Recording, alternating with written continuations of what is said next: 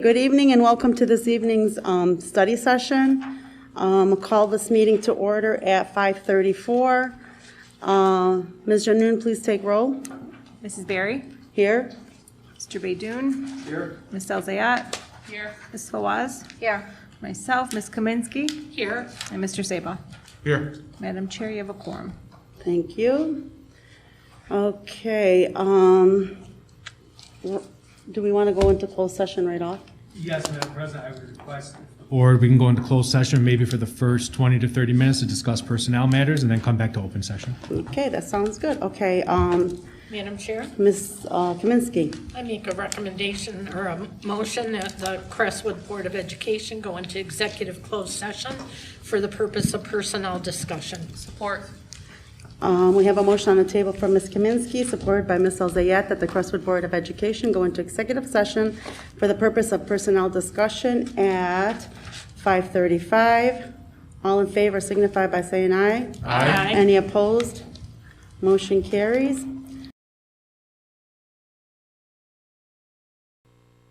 Okay, welcome back to the, we're coming out of closed session. If I can get a motion.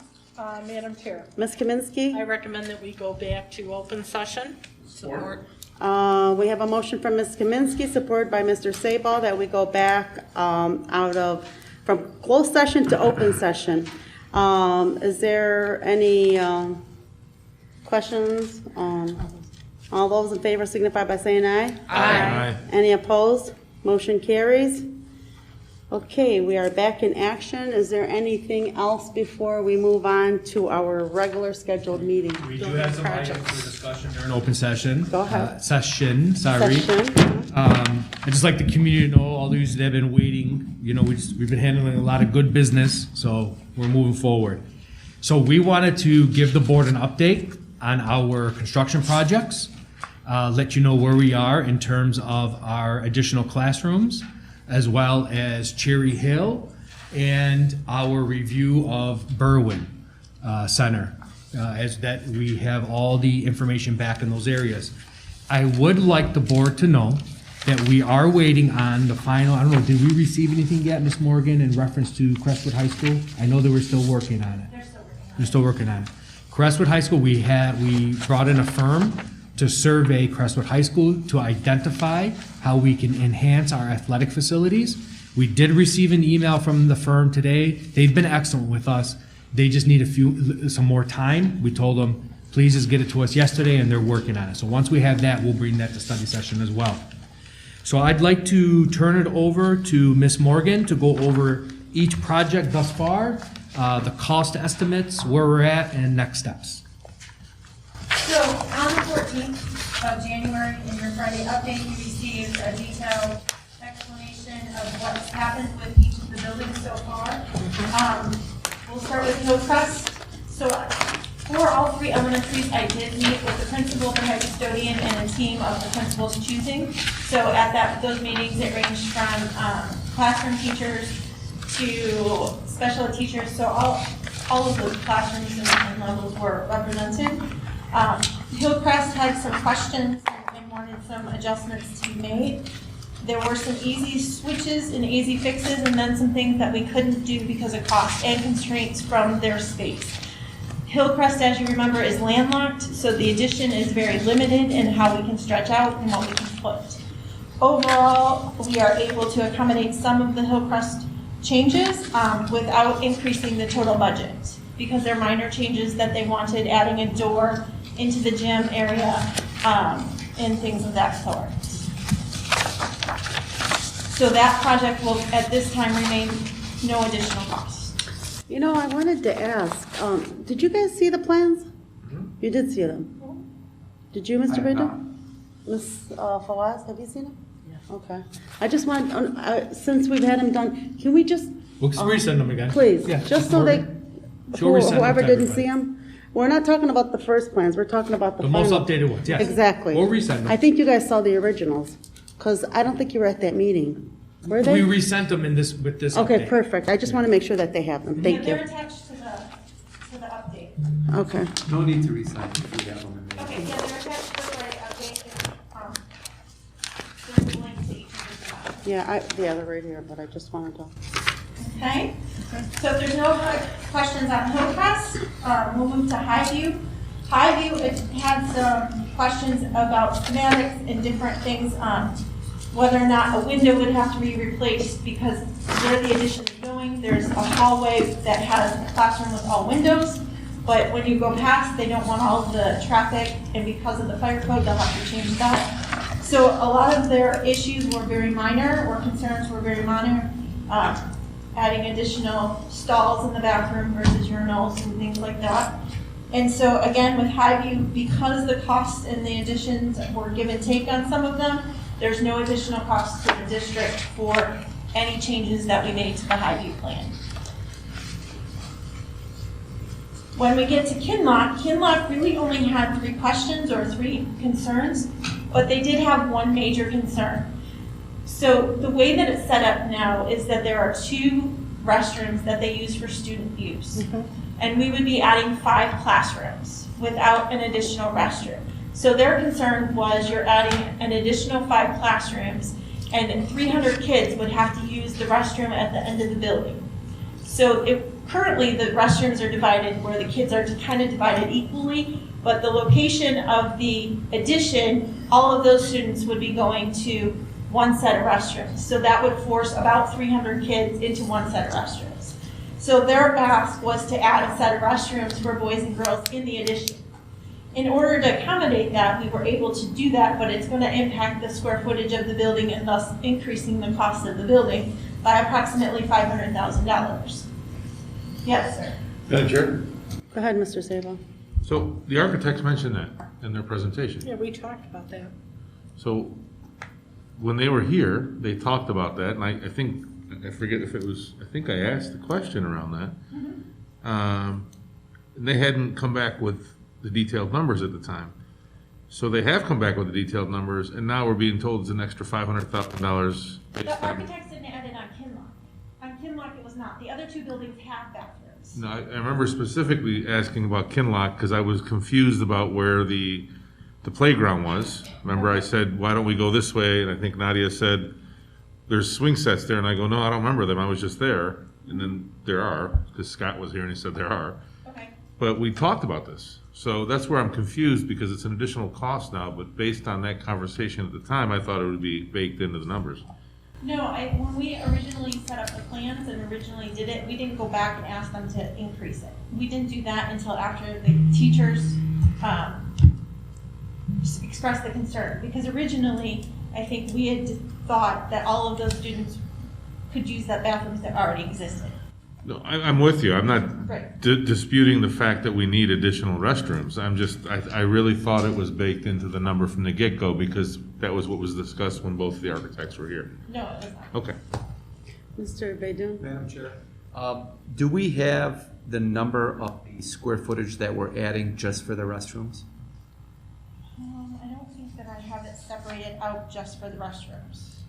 Okay, so when we have a chance, let's take that back and look at the actual number of square footage, how much we're paying by square foot, and then multiply that by the addition of the restrooms and see if it's apples to apples. But you can't because there's plumbing, a totally different addition than you would be with just a room. Understood. Actually, the addition that, I wrote it down, but I'm not sure that that's right. And also, when we reshare, we'll reshare the original drawing. We'll reshare the original drawing with the original cost and the new drawing with the new cost, so you can see a comparison. It does seem excessive. I mean, I'm just. It is a They're lot. also not Two just adding bathrooms for bathrooms in order to $500,000. stretch out and make it conducive so that when we add in the future, if we choose, they had to stretch out the opposite side and add a hallway because the teachers wanted a hallway to get out. That was the other thing that they needed to add. A hallway with an exit door on the side of the building so that the kids didn't have to walk all the way around the back of the building into the side. Because there is no entrance, hallway entrance or outdoor entrance on that side of the building. So Are this we cost- talking, I'm sorry, hold on. Are we talking over, where is this, is it in the back? The extensions Where in the back. top, Right, on top of Blacktop. the blacktop? Yes. Okay. So the extension's on the back and top of the black top. Along that side right now, there are currently no exterior doors for kids to walk into. So across from the bathrooms, we're also going to add a hallway so that the kids can have another entrance. Because right now, when all of those kids come into school, they line them up and the kids walk around the building to go into the back entrance. So instead of having them walk all the way around the building, we're going to put an exit on the side so that it's a quicker in and not have everybody walk outside. And how many toilets and sinks are we talking? 3 bathrooms, 3 stalls in the bath in each bathroom. 3 bathrooms, 3 like stalls in each bathroom. There's 2 bathrooms, a boys and a girls. a boys and a girl, so 6 altogether? And like, I know that the county, the health department, don't they, is that what the number would be that they would request? How we You ask? only have to have 1, actually.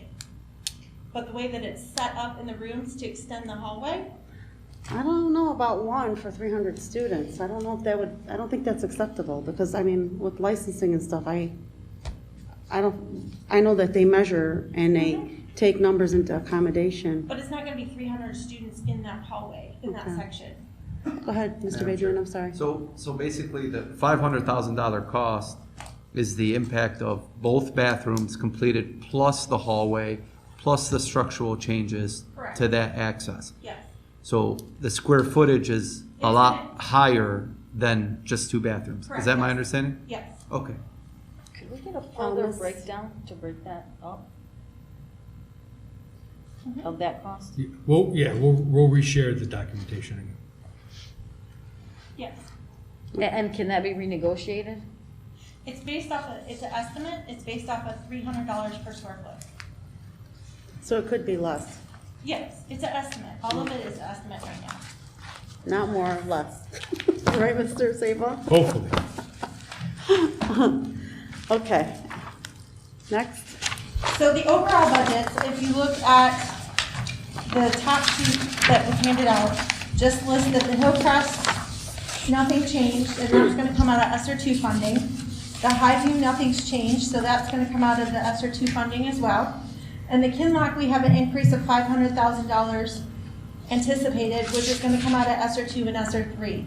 The reason we're splitting it up is because of the fact that our SR2 funds are only $6,873,000, whereas our total budget for the project is $7,661,000, and that's an estimate. Obviously, once we go out to bid and once those numbers are firmer, we'll have a better understanding. Any questions from the board? Okay. The next project that we have working on is the Cherry Hill project. That estimate right now has come in at approximately $6 million with those additions that we wanted with the classrooms and things. That's going to come out of SR3. If you look at the second document that I handed you today, it shows that we have $15,448,000 in SR3 funds. Of that, we're estimating approximate cost from the first one of Kinlock to be $1 million to come out of SR3, their portion. We have mandatory programming for SR3 set by the state requirements guidelines of $3 million that have to come out. We've anticipated Cherry Hill renovations of $7 million to come out of the SR3. Then we have another $2 million that go towards the virtual staffing for the programming for this year and next year, and that's approximately $2 million. And then we have the indirect costs of $225,000. So of our SR3, we still have approximately $2 million remaining for district needs to continue to allocate. Madam Chair? Mr. Saba, go ahead. Indirect costs, Yes, is that the, that's money that goes to the district basically to cover, it's a percentage based off of federal programs that the districts can charge and do whatever they want with it, and we charge it basically for custodial and all of those things. So you're to just- offset general fund costs. that 225 is being charged to ESSER for the district? Correct, On yes. behalf of the district, okay. Yes. When does this, what's the expiration, or like, when do we have to have this spent by? SR3 is anticipated to be spent by 2024, and then they'll have a carryover period of approximately a year. SR2 you have to spend by 2023, and they'll also have a carryover period of a year. Madam President, if I can add to that, I just, in conversations with our legislative group, And I just signed a petition with our legislative group. We're requesting that the federal government give us an extension. And the argument that we're making to the federal government is the fact that with COVID, lack of materials, lack of workforce, we need more time to get these jobs done just in case. So we're waiting on a response from the federal government. My question about the SR3, I know that there was a parent component. That's part of the required mandatory program of $3 million. Okay, and what is that? I don't have the full details. I don't have them right off the top of my head, but there's 20% of the ESSER program that we have to fit into certain categories. Parent component is more one of them, to deal with the relationships and building student relationships within the district, making sure that everybody's handling COVID, not correctly, but handling COVID emotionally and their stability in that aspect. So a lot of it falls under the SEL, Okay. as well as credit, like getting students up to par that fell behind for credit or in literacy and numeracy. And closing the gap. Close the gap. So we have those things already aligned in our district improvement plan. So now we have to use 20% of that funding to support that, which will also support our general budget. But we don't want to overdo it because it's not sustainable, because that 3 million will be gone by that due date. So we want to use it correctly where we can be able to, whatever we do, we can sustain moving forward. So will we have a meeting with parents to get Yes. feedback from them and? Yes, yes. Okay. We haven't scheduled that yet as Okay. we're still going through the process of getting everything identified, but yes. Okay, that is part of the plan now. Oh, and also, I apologize. Each one of our schools did send out surveys to their parents asking, there were specific ESSER questions that they were asked. Okay. Can you share that with us? I believe it was one of the Friday updates. I'll pull it up again and send it again. I don't It was probably back in August, September. Yeah, if you can pull it, that would Yep. be great. Thank you. Okay, anything else? So that's our plan for the material building. To talk about Berwyn quickly, we did have a company, an architect firm, SiteLogic, come out and provide an extensive, detailed evaluation of the Berwyn Center.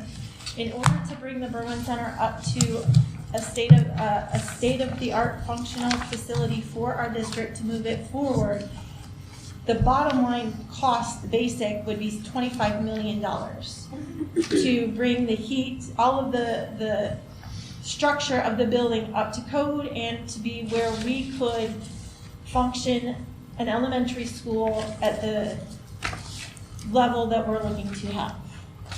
So as we discussed at the cabinet, we feel that our resources are better off suited to utilize them somewhere else at this time.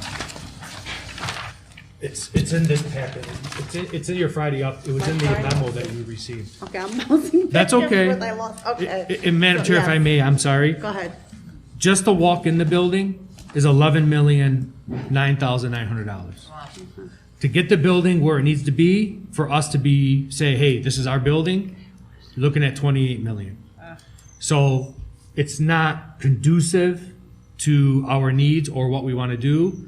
Plus with our additions in the in the elementary schools, Dr. Lazar will, and I don't want to take from Trustee Kaminsky, but we're going to be able to resolve a lot of our overflow issues due to the additional classrooms being put in the elementaries. Ms. Kaminsky, go ahead.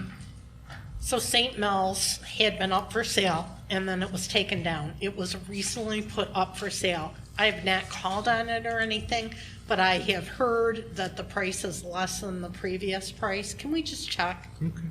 Penny, can you check on that, please? Yeah, for St. Mel's St. Church? Mel's is a church, a school, gym, cafeteria, a separate building, and a house. Yeah. And it's on Inkster Road, north of Warren. Ms. Janoon, go ahead. Do we know where we stand with Berwyn? Oh, this is where we're at. Done. No, like, so we are, I mean, like, has So it, my recommendation to the board is that we move beyond and not follow through. okay, so that's, okay, because I don't. And we're willing to support the city and what we're willing to do, and I haven't spoken to anyone from the city yet because I want to discuss it with the board first. I'm gonna be reaching out to the city. I'm gonna let them see what we have to help them see what they would need to do with that property.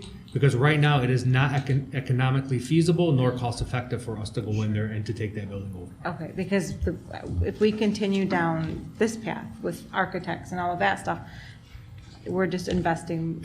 Exactly. We would need a bond. If we were to go for that, Okay. and honestly, I would come back to the board and I would say we tear it down and rebuild. Really, I meant, when I said, do we know where we are, is really I meant more with the city. Yeah, I'm gonna be having a That's conversation okay. with them, tomorrow, actually. Okay. Madam Chair? Yes, Ms. Fallon. Did we ever get a quote on, and I know you always laugh about this, but rebuilding Crestwood, like new? No, and well, what I can tell you is, to build a brand-new high school, to be real 21st century, and to do it right, will cost you anywhere from 75 million to 100 million. That's the general price. That's everything. If you want to go lowball, you're looking at 65 to 70 million, but it's not worth it. And so our next step, after we do these projects, I believe as a board and as a community, our next step is we have to look at, okay, what do we have to do next to take our buildings to the next level? Right now, we have we have ESSER funding, so we want to utilize that, get through this phase, and then the next phase would be to reevaluate where our district is as a whole. Okay, any other questions from the board members? Anything else? No, that's it. Thank you so much. Madam Chair, Yes, Ms. Kaminsky. motion to adjourn. Motion, supported, we have a motion from Ms. Kaminsky, supported by Mr. Baidoon, to adjourn at 7:36. All in favor signify by saying aye. Aye. Any opposed? Motion carries. Okay.